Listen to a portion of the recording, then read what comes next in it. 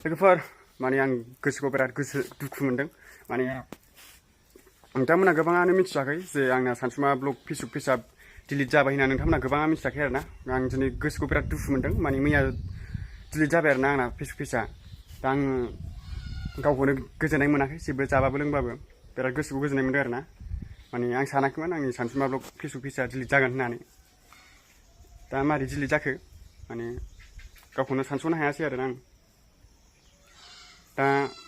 आं बिराद फोथायदोंमोन आं बे सानसुमा ब्लग फेसबुक पेजआ थाबाय थागोन होननानै गोबां फोथायदोंमोन आरोना दा मारै बेबायदि डिलिट जानानै थांखो आं गावखौनो गोसोखौनो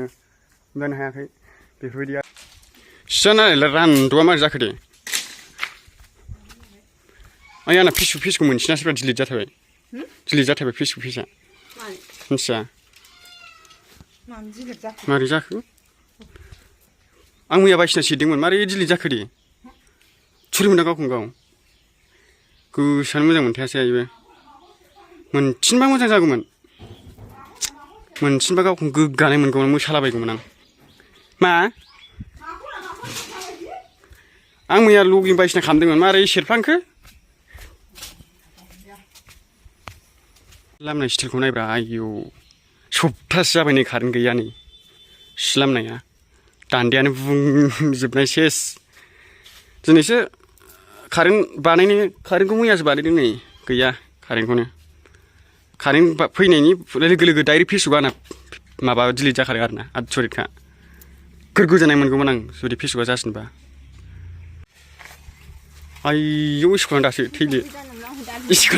आयौ नाब्ले नुगुलायदों माथो बरिया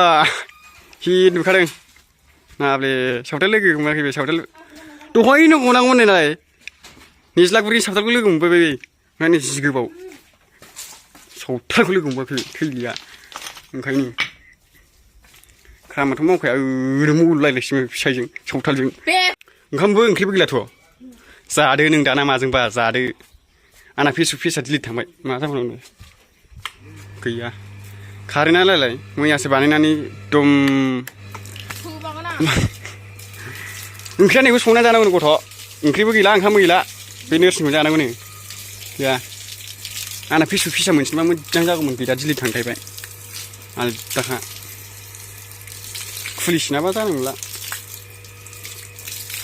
फैसा हाबखानांगौनो दा इउटुबल'सो मा जाबावनांगौ दे बे जुलाइ थानोसैला